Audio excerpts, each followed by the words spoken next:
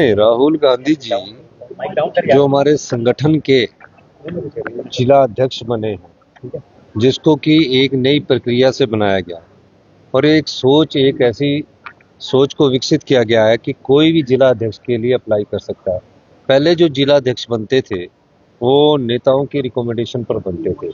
इस बार उनको सिलेक्ट किया गया है उनकी रुचि देखकर और जिला अध्यक्ष बने।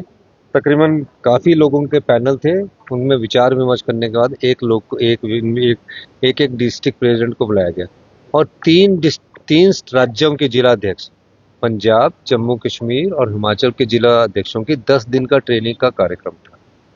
राहुल गांधी जी उन जिला अध्यक्षों से बातचीत करने के लिए यहाँ आए।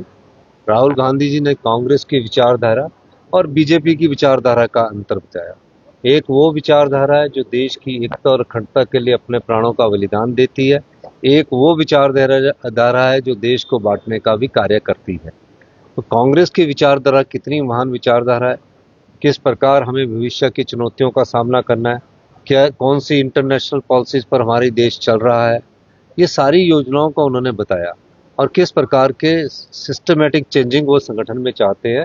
ये सारे जिला अध्यक्षों से जो 62 के करीब जिला अध्यक्ष आए थे उनसे बातचीत की और एक दिशा निर्देश दिया जिसको कि हम सब लोगों को, जो सत्ता में लोग हैं उनको भी अमल करने को बोला और जो विपक्ष में लोग हैं उनको भी अमल करने के लिए बोला। पूरा दिन यहाँ रहे हैं, क्या क्या कार्यक्रम थे? नहीं, पूरा दिन नहीं रहे। सुबह 8 बजे से, ये भी तो देखिए लगनशीलता, डेडिकेशन भी थे। पूरे 8 बजे से लेकर 2 बजे तक तपती धूप में रहे। कोई एसी कमरा नहीं था, तो इसलिए उन्होंने अपने विचार रखे और पूरा विचार करके उन्होंने बताया कि एक जिला अध्यक्ष भी राज्यसभा का सदस्य बन सकता है, एमएलए भी बन सकता है, लेकिन कुछ संगठन के ऐसे कार्य अध्यक्ष होने चाहिए जो सिर्फ पार्टी की कार्यप्रणाली को सुचारू रूप से आगे बढ़ाए। सर, एक बड़े साधारण तरीके से कार्यकर्ता को, जिलाध्यक्षों को रहने और उस पद्धति को अपनाने की एक नई दिशा जो है, एक नया प्रयास हुआ है। निश्चित रूप से एक ऐसा प्रयास है जो गुप्त गंगा है, यात्री निवास, उसमें रहे और राहुल गांधी जी भी आज उसमें रहे, आपने देखा होगा। और थोड़ी देर के लिए अगर रहे तो राहुल गांधी जी भी उसमें रहे। तो राहुल गांधी जी को क्यों जरूरत है? क्योंकि वो एक विचारधारा को लेकर चले हैं।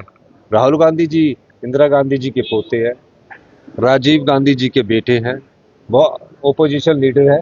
वो भी जा सकते थे 5 स्टार में, नहीं गए। लेकिन आम लोगों का दर्द क्या है वो जानते हैं, इसलिए वो वहां रहे इतनी गर्मी में, कार्यकर्ताओं के बीच में रहे, कार्यकर्ताओं को संबोधित किया, हम लोग भी रहे।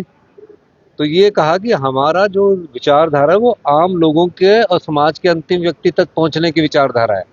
कोई एक व्यक्ति तक वो पहुंचकर आराम और उसकी विचारधारा नहीं, सेवा की विचारधारा है। हमारी सेवा राजनीति से प्रेरित नहीं होनी चाहिए, हमारी सेवा जनता की जन भावना से प्रेरित होनी चाहिए। इस बात को उन्होंने रखा है। सर, धन्यवाद। चुनावों का जो है ऐलान किया है कांग्रेस पार्टी ने। देखो, पंचायती राज को मुद्दा भारतीय जनता पार्टी ने बनाया था। आपदा के समय भी इन्होंने मुद्दा बनाया।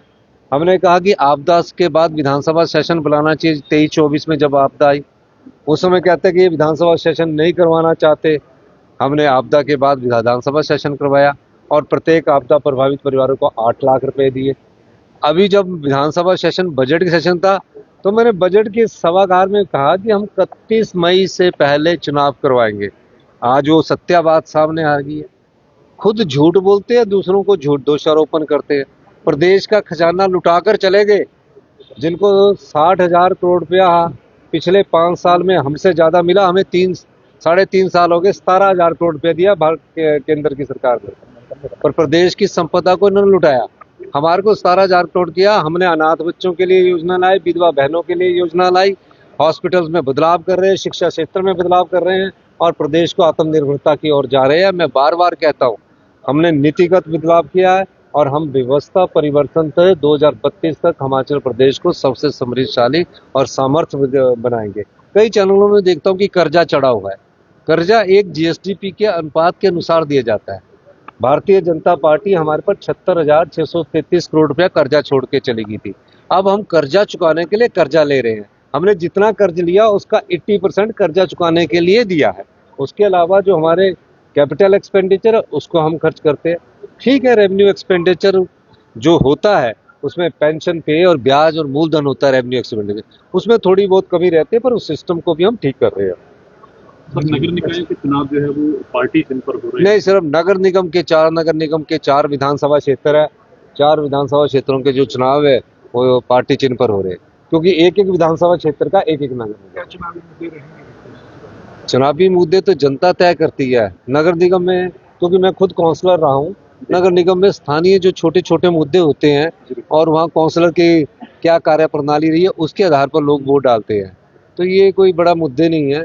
लेकिन जो अभी हम जो आने वाले समय में भारतीय जनता पार्टी ने जिस प्रकार इस प्रदेश की संपदा को बचाया है और जिस प्रकार उन्होंने प्रदेश के धन को लुटाया है, उसको हम जनता की अदालत में जरूर रखेंगे।